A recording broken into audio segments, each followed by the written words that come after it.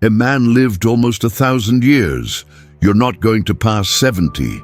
And the secret almost everyone repeats to explain that fall has already been debunked, even by the people who invented it. That's the first thing you have to know, because you're going to leave this video knowing how to separate what the Bible really says from what people made up to fill the gaps. The man was named Methuselah, and according to the text, his heart beat for 969 years before it stopped.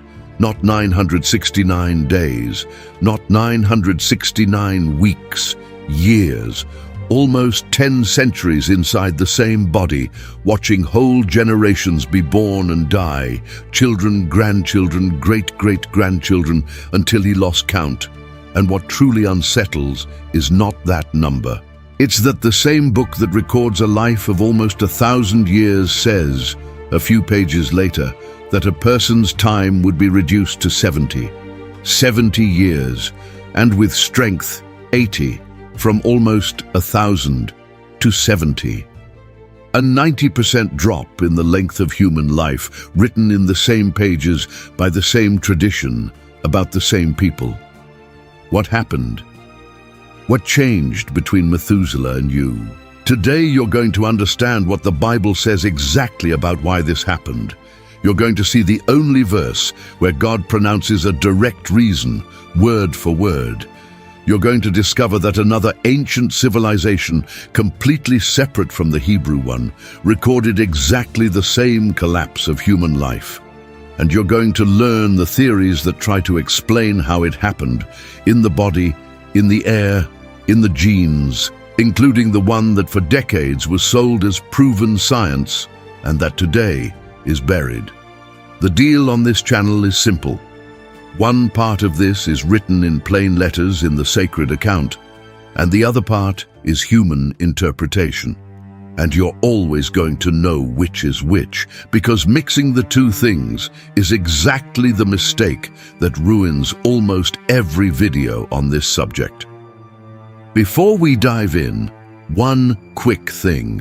If this is the first time you've landed on this channel, don't give me any like yet. Seriously, wait. Watch the video to the end. And if you really learned something you didn't know, then you give me the like. If not, it's all good. You owe me nothing. But if you're already one of those who come back, if you already know how we work here, with the Bible in hand and without inventing, leave me that like from now on in good faith. Because that tells the algorithm that this kind of content has to reach more people who also seek the truth and not the same old tale. All right, let's go back to Methuselah. Let's start where scripture starts. Chapter 5 of Genesis is one of the strangest pages in the whole Bible, and most people skip it without reading it. It's a list of names, a genealogy, 10 names from Adam to Noah. And at first glance it seems boring, repetitive, a succession of so-and-so begot so-and-so and lived this many years and died. But if you stop on the numbers, that page turns into something unlike anything you know. Adam, the first, lived 930 years, his son Seth, 912. Seth's son, Enosh, 905, then Canaan, 910, Mahalalel, 895, Jared, 962, and the list goes on, number after number, all hovering around 900, like a drum repeating the same impossible beat again and again. No one goes below 800, no one. For 10 generations, death comes late, comes far off, comes after almost a millennium. And this completely changes how you read the list. That list has a crack, a name that breaks the pattern in a way that makes you stop reading. Among all those men who lived almost 1,000 years and then died, there's one of whom the text does not say, and he died. His name is Enoch, and of Enoch, Genesis records barely 365 years, a ridiculously short figure compared to his father and his son. But it doesn't say he died. It says something different, something the text uses with no one else in that whole genealogy. It says that Enoch walked with God, and he was not. For God took him, not died, took him, In the middle of a list whose refrain is the word death, repeated 10 times like a bell, there's a man whom death simply did not reach. And that man, the one who did not die, was the father of the man who lived longer than anyone. Because Enoch's son is Methuselah, the one of the 969 years, the record, the longest life recorded in all of Scripture. And his name hides something worth listening to carefully, because it touches one of those points where I have to stop and mark for you the difference between what is certain and what is debated. The name Methuselah in Hebrew is usually broken into 2 pieces. There are those who read it as metu, related to death, and shelaj, the verb to send. And from there comes a reading that has become famous.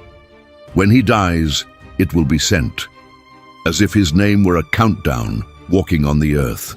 And the unsettling thing is that if you do the math of the text itself, the year Methuselah dies is exactly the year of the flood. The man who lived longer than anyone died just when the world drowned. It sounds like a prophecy written in a name. Now then, let me be clear, that etymology is only one of the possible ones, and not the only one the specialists propose. Others read shelaj not as send, but as dart or weapon, and then the name would mean something like man of the weapon or man of the spear. And there are those who connect it with a proper name or a place. So the poetic idea of when he dies, judgment will come is beautiful, it's suggestive, and it's worth telling. But it's not a closed linguistic fact. It's one of several readings, and you deserve to know that instead of having it sold to you as absolute certainty, which is what happens in almost every video on this subject. Imagine for a moment what it must have been like to be alive in that world. I want you to think of it as a possible scene, not as a fact, because the passage doesn't describe daily life for us. But imagine an old man of 600 years sitting in the shade, and around him 5, 6, 7 generations of descendants. Imagine knowing your great-great-great-grandfather, talking with him, hearing from his mouth stories of the world of 4 centuries ago as if they were from yesterday. Imagine a human memory that spans almost a millennium without interruption, a single person who remembers how things were 10 generations back. Knowledge was not lost with death, because death almost never came. A craftsman could perfect his trade for 500 years. That, if you take it seriously, describes a civilization that worked in a way that is, for us, literally unimaginable. And within that same genealogy, there's a small human moment, easy to overlook, but that changes the tone of the whole list. When it comes to the turn of the last of those patriarchs before the flood, Lamech, the text does something it had not done with any other. It stops to tell you why he gave his son the name he gave him. Lamech had a son and called him Noah. And according to the account, he said it with a phrase laden with an ancient weariness, almost a sigh written in stone.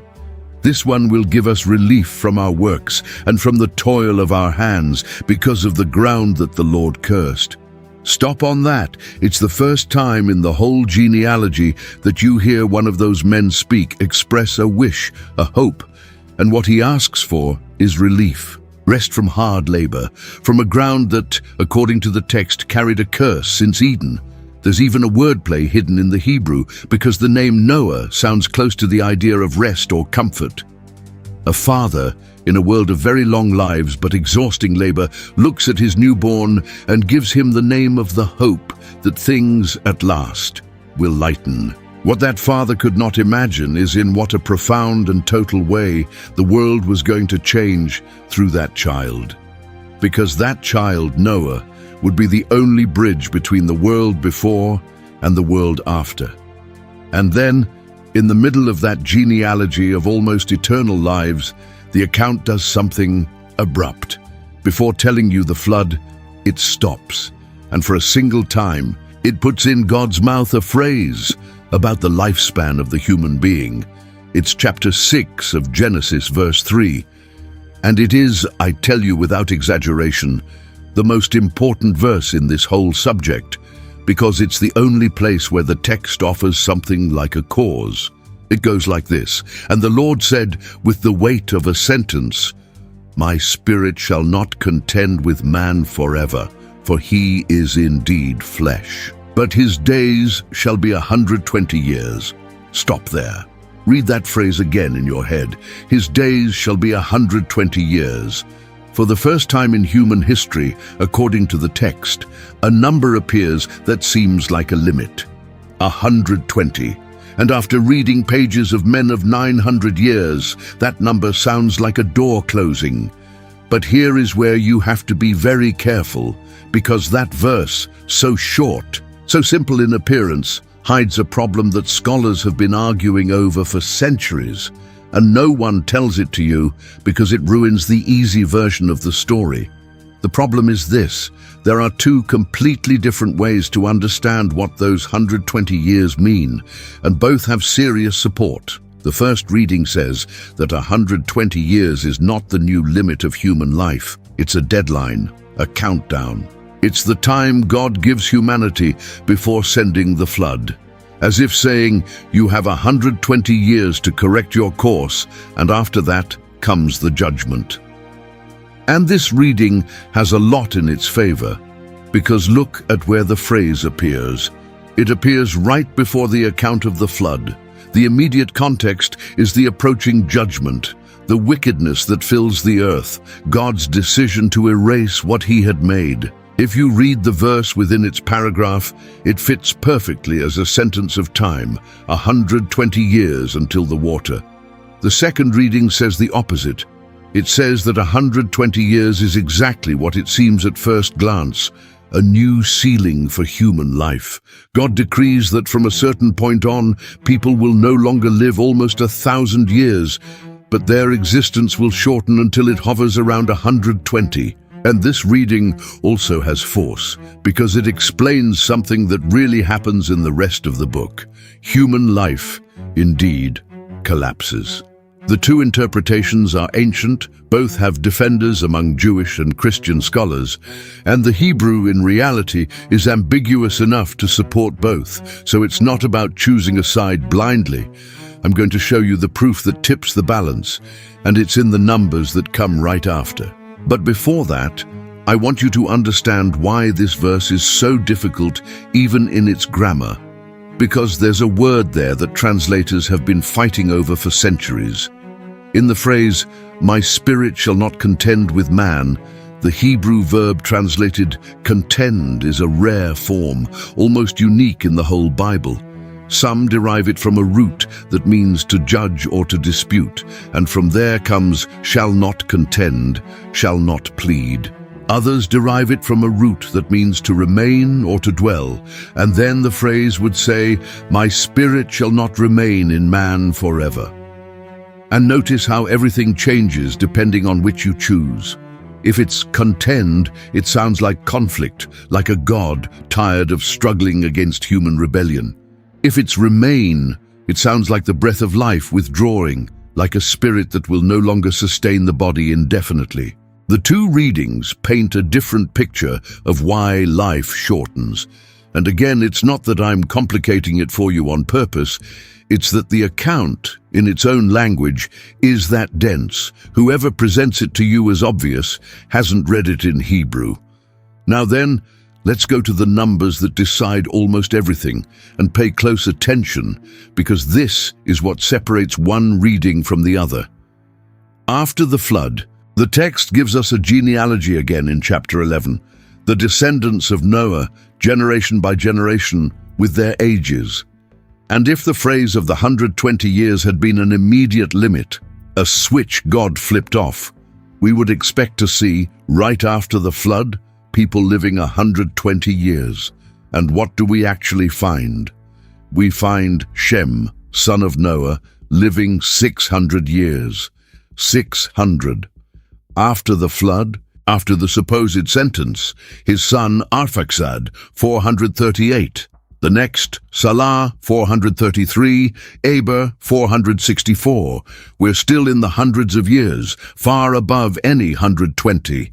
Do you realize what that means?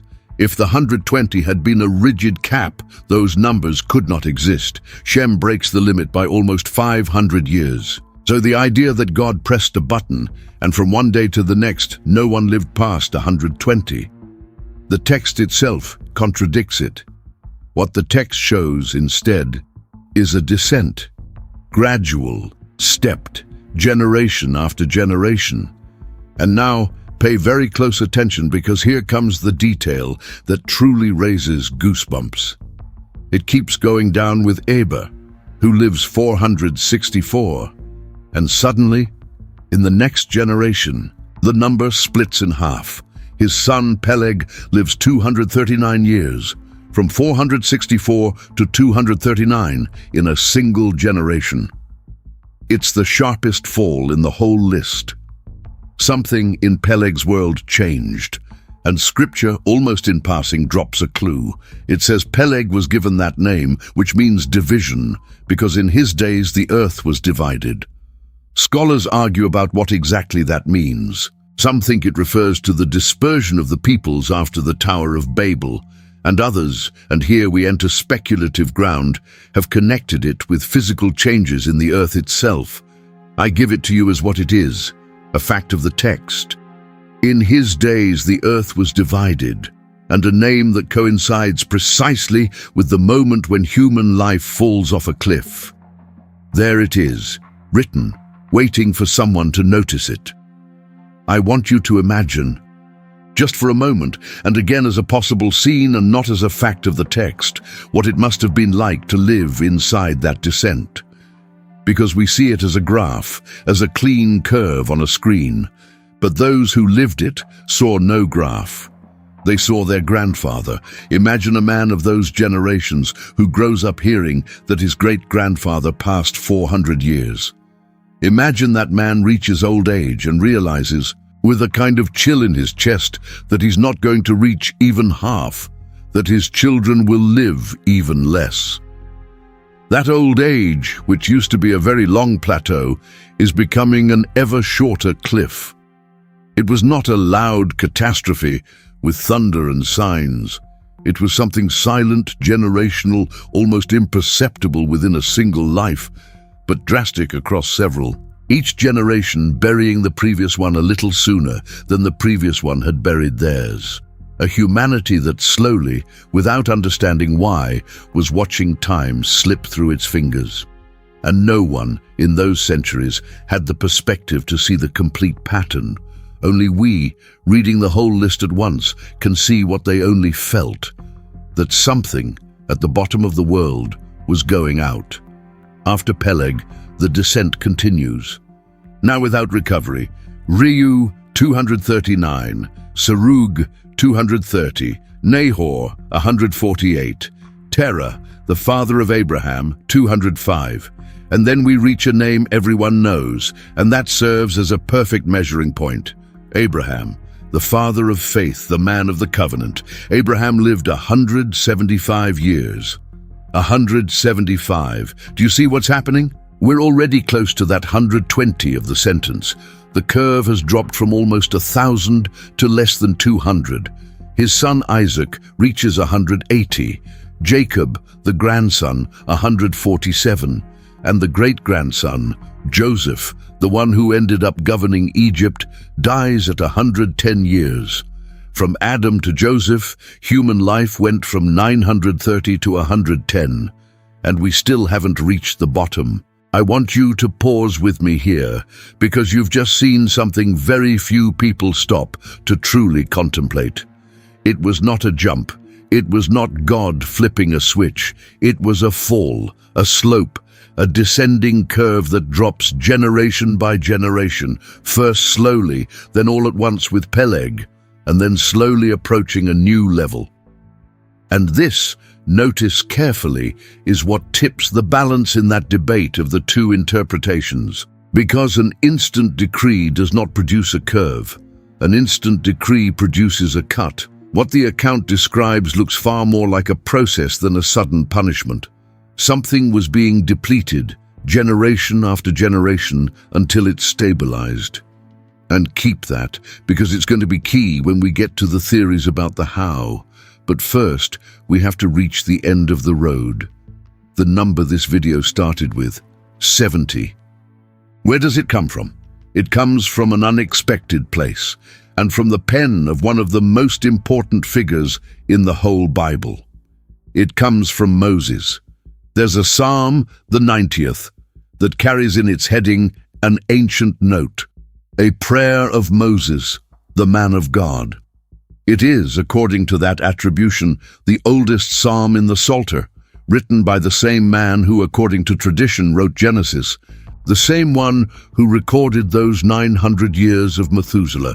And in that psalm, Moses writes a phrase that has been repeated for thousands of years at funerals, in prayers, in moments of grief.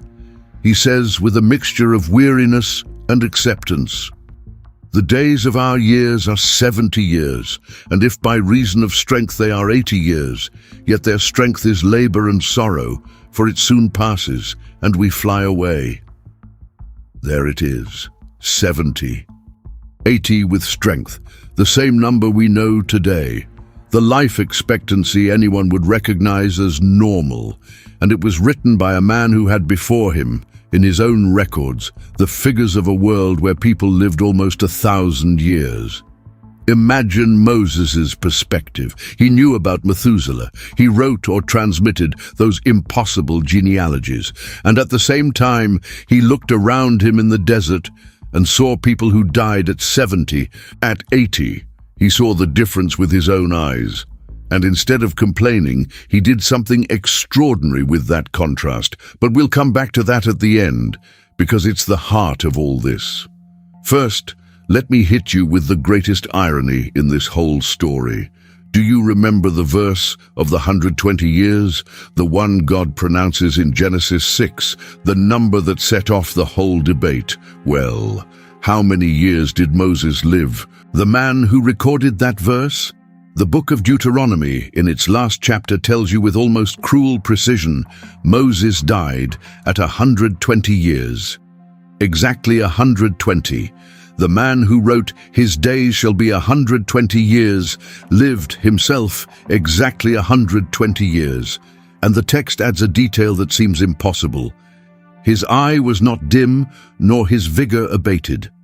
At 120, with his sight intact and his strength whole, as if his own life were the signature at the foot of the decree he himself had written.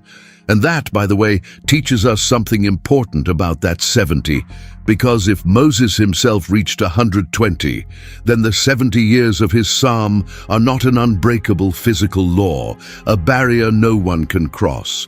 They're an observation, a description of what became normal, expected, common.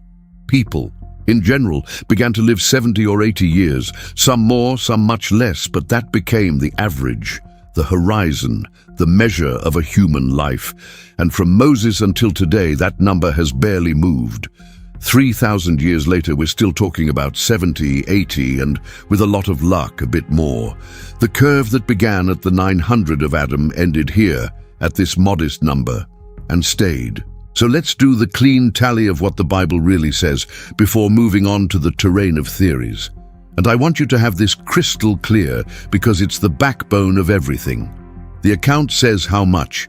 It gives you the numbers from Adam to Noah in the 900s, then the descent of chapter 11, then the patriarchs, then the 70 of Moses. That is data. That is written. The text also says a single time, something like a theological why. The Spirit of God shall not contend, or shall not remain with man forever, and his days shall be 120 years. That too is written, although, as you saw, its exact sense is disputed. But there's one thing the text does not do. It does not explain the mechanism. It does not tell you what happened in the human body, in the blood, in the cells, in the air that was breathed, for a life of 900 years to become one of 70. About that the text is silent. And this is the point where the other half of this video begins, the half of the theories. And I'm going to change my tone with you, because you have to notice that we're changing territory. Until now, we were in what the passage says. From here on, we enter what people have proposed to explain the text. They are attempts. Some come from real scientists, others from theologians. Some are ingenious, others have been abandoned even by those who invented them. None is the Word of God. All are human hypotheses, and I'm going to show you the most important ones with their strengths and their cracks. Before we get into them, leave me one thing in the comments. Which of the two readings of the 120 years convinces you more? The deadline before the flood, or the limit on life? You already saw the clue. The numbers of Shem onward don't fit a limit that fell all at once. But I want to read which side you fall on. Write it, and we continue. The first theory, and for decades the most popular in certain circles, is that of the vapor-canopy. The idea is as follows. In the first chapter of Genesis, when creation is described, there's a curious phrase about some waters that were above the expanse, separated from the waters below. The Hebrew word for that expanse is rakia, which some translate as firmament or vault. And from that phrase, certain authors propose that, before the flood, the earth was wrapped in a kind of layer of water vapor in the upper atmosphere, a canopy, an invisible shield of moisture suspended over the whole planet. And what would that canopy be for? Here's the ingenious part of the theory. That mantle of vapor would have filtered the harmful radiation that comes from space, the cosmic rays, the ultraviolet radiation of the sun. Today, we know that radiation slowly damages our cells, contributes to aging, causes mutations. If before the flood, there existed a shield that blocked it almost completely, then according to this theory, human bodies aged much more slowly. They lived close to 1,000 years because they were protected. And when the flood came, what happened? The text in chapter 7 says that the fountains of the great deep burst open and the windows of heaven were opened. The defenders of the canopy read that phrase like this: the windows of heaven opened because the vapor canopy collapsed, fell in the form of torrential rain for 40 days, and that was the end of it. The shield disappeared. The radiation began to enter, and from there on, generation after generation, the bodies began to degrade and life to shorten. It fits, doesn't it? It fits with the descending curve. It fits with the moment of the flood. That's why it was so popular for so long. But now comes the uncomfortable part. This theory is today practically abandoned, and most importantly, it was abandoned by the very creationists who used to defend it. Not by its critics, but by its own people. Why? Because when scientists in favor of creation set out to seriously calculate how much water that canopy would have to contain to produce a global flood, the numbers gave a disaster. A layer of vapor capable of releasing that amount of rain would have trapped so much heat, like an extreme greenhouse, that the temperature on the surface of the Earth would have risen to lethal levels.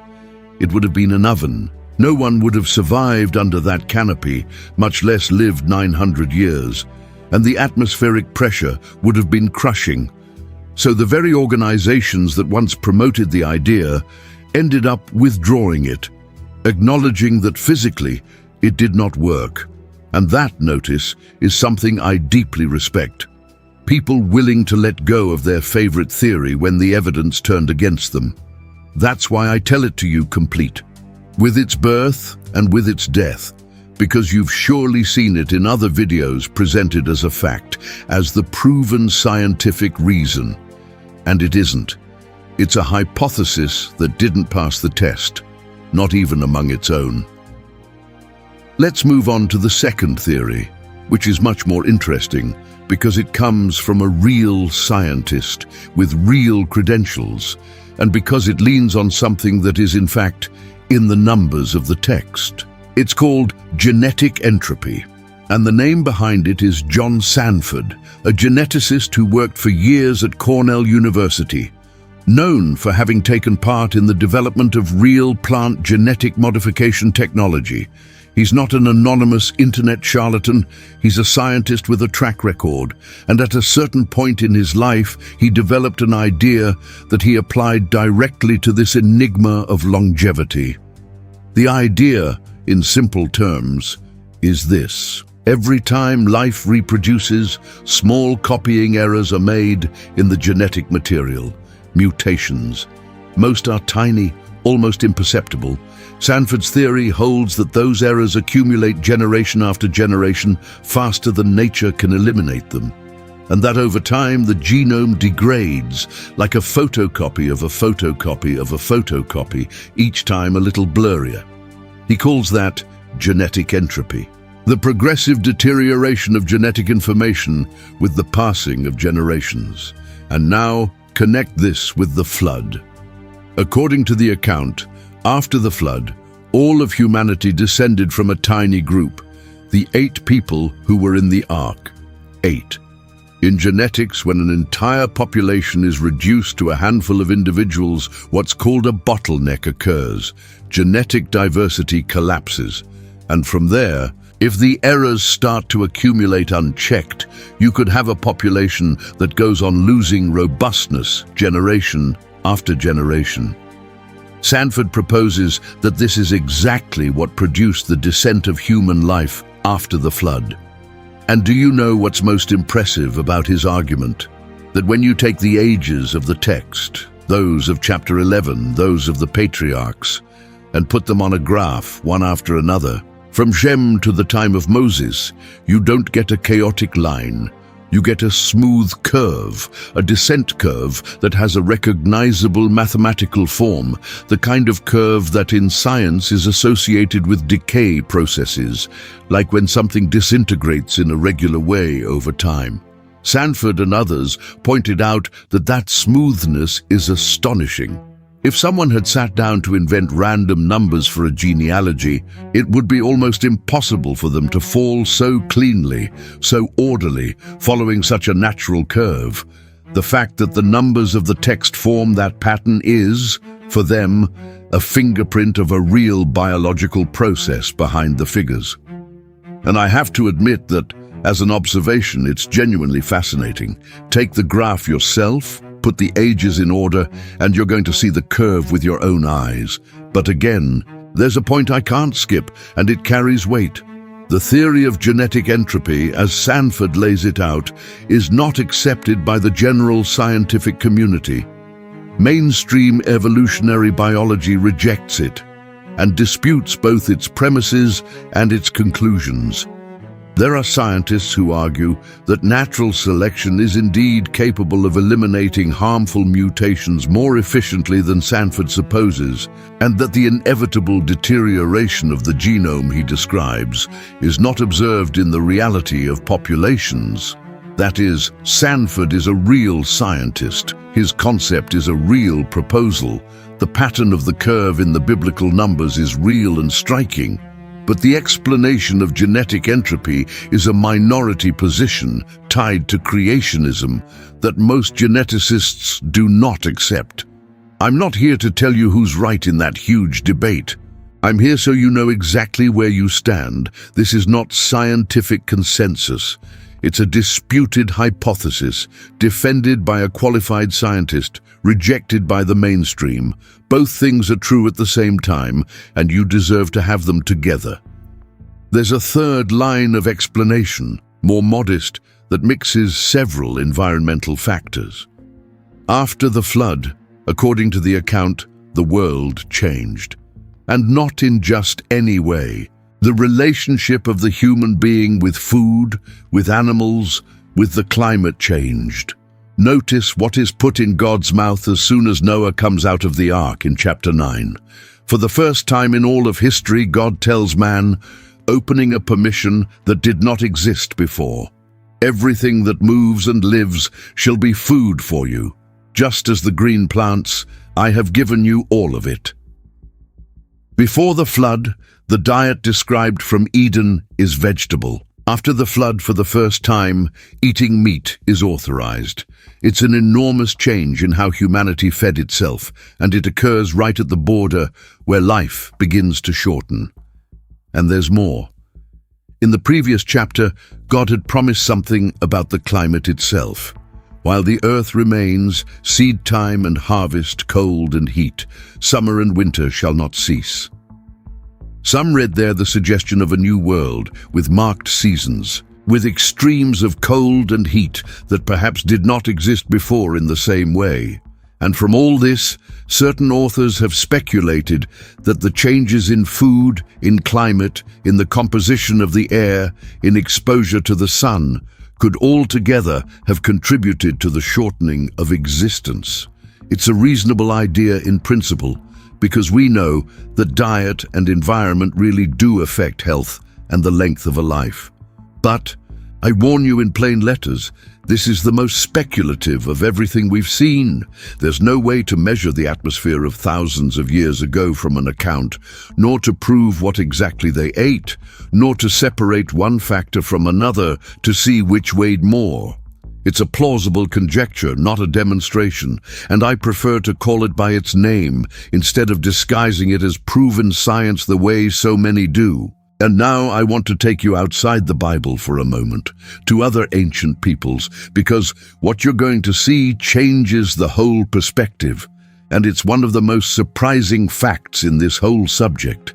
It turns out that the Hebrews were not the only people of antiquity to preserve the memory of a time when human beings lived impossibly long lives, followed by a fall after a great flood. There exists a very ancient Mesopotamian document known as the Sumerian king list. It's a list of kings engraved in clay that enumerates the rulers of the cities of Sumer from the most remote times. And what it says about the kings before the flood is going to leave you cold. According to that list, the kings who ruled before the Great Flood reigned for absurdly long periods. Not hundreds of years, thousands, tens of thousands. There's a king to whom the list attributes a reign of 28,000 years. Others, periods just as delirious. Figures so enormous that they don't even come close to those of Genesis. They far exceed them. And then, at the exact point of the list, a phrase appears. The flood swept over the earth. And from that moment on, after the flood, the reigns of the kings begin to fall. At first, they're still long, but no longer in the tens of thousands. Then they shorten more and more, until generations later they reach durations that resemble normal human lives. Does the pattern sound familiar to you? It's the same skeleton as Genesis. Colossal longevity before the flood, a flood that splits history in two, and a descent in the length of life afterward, until reaching the normal. What do we make of that parallel? For whoever reads the Bible in a literal and historical way, it's a confirmation. Two distinct peoples, separated, preserved the memory of the same real event, an ancient world of very long lives cut short by a flood. The memory of a true fact, told in two ways. For the specialists who compare these texts, the parallel suggests something different. That both traditions draw from the same cultural background of ancient Mesopotamia, a shared way of imagining the primordial past, where the heroes and kings of old were described with superhuman lives as a sign of their greatness, and where a great flood marked the border between the era of the giants of the past and the era of common men. Whatever your position, the raw fact, the parallel between the two lists is real and undeniable. And that brings us to the most uncomfortable question of all. What if the numbers were not literal? There's a current of scholars, respectable and old, that holds that those enormous ages should not be read as the exact quantity of years each person lived, but as numbers with a symbolic, honorific, or schematic value. The idea is that in the ancient Near East, attributing very long lives to the ancestors was a way of honoring them, of marking their importance, of saying these were the great origins. Some have noted that many of the ages of Genesis are built from combinations of certain numbers, like 5, 7, and 60, which would suggest for them a numerical design more than a calendar record. Others recall that the ancient Sumerians used a counting system in base 60, different from ours, and wonder whether part of those colossal figures might come from an ancient way of counting that was later misinterpreted. And there's a historical detail, little known but well documented, that gives a lot of weight to this current. In ancient Egypt, the texts and inscriptions considered that the ideal age, the perfect age to die, was exactly 110 years. Not because people lived that long, but because 110 was the number that symbolized a complete and blessed life. Now notice something. Joseph, who lived almost all his adult life in Egypt, raised and formed in that culture, at what age does he die, according to the last verse of Genesis? At 110 years exactly. And Joshua, the successor of Moses, who was also born in Egypt, at what age does he die? At 110 exactly too. The two men most marked by Egypt in the whole Bible die precisely at the age the Egyptians called perfect. And among the Hebrews, the ideal number seems to have been another, 120. The same 120 of that verse of Genesis 6, the same 120 that Moses lived. Is it coincidence? Or is it that these round figures carried a cultural meaning, an idea of fullness, and not only an exact calendar count? I don't give it to you as proof that everything is symbolic. I give it to you because it's real, it's documented, and almost no one connects it. And it adds one more layer to a fact that science does affirm firmly. There is not a single bone remnant, not a single archaeological piece of evidence that a human being has ever lived 120 years, much less 200, and much, much less 969. That doesn't close the debate, but it's part of the complete picture.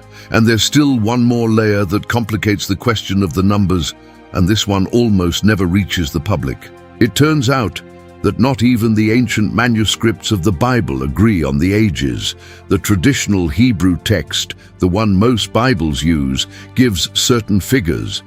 But the ancient Greek translation, the one the Greek-speaking Jews and the first Christians used, gives in several generations different figures, often higher in the ages at which each patriarch had his son.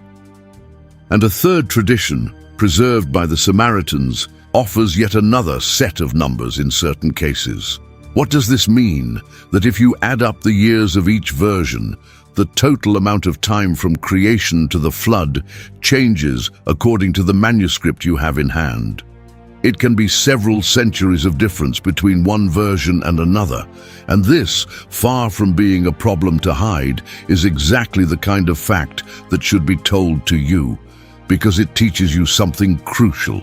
Even within the oldest copies of Scripture, there are variations, and specialists have spent centuries comparing them to understand which are the original figures.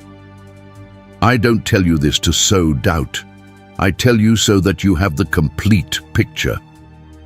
The descent of life appears in all the versions, but the exact figures, the precise numbers, depend on which manuscript you read. Do I have to tell you my opinion on that? No, and on purpose I won't, because my job here is not to impose a theological position on you, but to show you the complete map of the debate so that you walk through it with your eyes open. There are those who read those numbers as literal, exact years and build on them an entire chronology of the world. There are those who read them as symbols laden with meaning, not as calendar data. And there are intermediate positions. What is indisputable, what no one denies, is that Scripture presents a descent. Whether you take the numbers at face value or as symbols, the message of the account is the same. There was a before and an after. Human life shortened, and from that world of almost endless longevity, we passed to ours, brief and numbered. That structure is there, however you read it. So let me put all the pieces together and tell you with total clarity what we can affirm and what we can't. because that final balance is what truly matters. We can affirm, with the text in hand, that the Bible describes a drastic fall in the length of human life, from the almost 1,000 years of the first names to the 70 of the time of Moses. That is written number by number. We can affirm that the text offers a single time, a theological reason for that shortening. In that verse of the Spirit of God that will no longer contend, or no longer remain, with man forever, and the 120 years. That too is written, although its exact sense, deadline or limit, is the object of legitimate and ancient debate. What we cannot affirm, because the text simply does not say it, is the physical mechanism, the how. That belongs to the terrain of human theories, and none of those theories, neither the vapor canopy that already fell, nor the genetic entropy that mainstream science rejects, nor the environmental changes that cannot be measured, has been demonstrated. They are attempts, some good, others ingenious, several failed, but attempts. And here is the difference I wanted you to take from this video above anything else. The secret of why human life fell from almost 1,000 to 70 years is not a single answer hidden in a forgotten fact. Whoever promises you that is selling you smoke. The truth is more sober and in a way more honest. The Bible tells you how much life fell, tells you once why in terms of the relationship between God and humanity, and keeps silent about the mechanism. And that silence is not a failure of the text. It's that the text never claimed to be a biology manual. It claimed to tell you something different, something about time, about fragility, about what it means to be flesh and not eternal spirit. And that's why I want to end where, in a way, this whole subject finds its deepest meaning. I want to go back to Moses, to that man who had before him in his records the figures of Methuselah and the 900 years, and who at the same time watched his people die at 70 in the desert. Imagine his mind. Imagine carrying the memory of a world where death came after almost a millennium, and living in one where it came 3, 4, 5 times faster. Anyone would have grown bitter. Anyone would have written a lament about what was lost, about the injustice of the shortening, about the extinct greatness of the ancients. But Moses did not do that. In that psalm, after acknowledging that our days are 70, 80 with strength, and that they soon pass and we fly away, he did not complain. He made a request, a single one, brief, that has survived 3,000 years because it touches something we all feel without knowing how to name it. He asked God, "Teach us to number our days, that we may bring to the heart wisdom. Teach us to number our days." Do you realize what he's saying? He's saying that brevity is not the curse. Brevity is the lesson. That precisely because life no longer lasts 1,000 years, because each day is numbered, because time became scarce, for that very reason each day weighs, each day matters, each day can be filled with something worthwhile. Methuselah had 969 years, and the text doesn't tell us a single thing he did with them except beget and grow old and die. You're going to have, with luck, 70 or 80. And the question that the oldest psalm in the Bible leaves you, the question that runs through this whole story of 1,000 years turned into 70, is not why life shortened. It's what you're going to do with the days you have left, now that you know exactly how numbered they are. And if you've made it this far, if something of all this stayed turning around in your head, don't close yet. That video appearing right now on the screen, I chose thinking precisely of someone like you, who prefers the uncomfortable truth to the same pretty tale as always. It's not the second part of this one, it's a different story, but it's going to shake you just the same. Click it, and I'll see you on the other side.